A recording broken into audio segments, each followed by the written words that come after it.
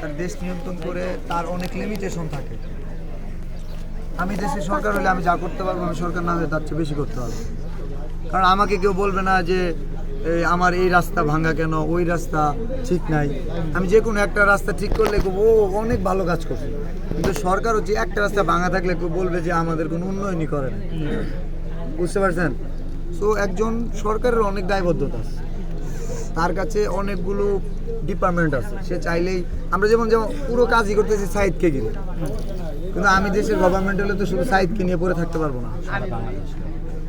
ক্রীড়াঙ্গন আছে, শিক্ষা, শিল্প, অনেকগুলো চ্যাপ্টার আছে, চিকিৎসা, অনেকগুলো খাত আছে, ডিপার্টমেন্ট আছে।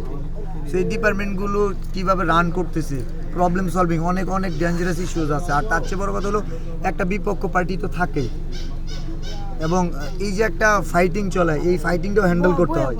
ক্ষমতায় টিকে থাকাটাও তো এত সহজ না। সো তাদের জায়গা থেকে চ্যালেঞ্জিং, আমাদের জায়গা থেকে সহজ।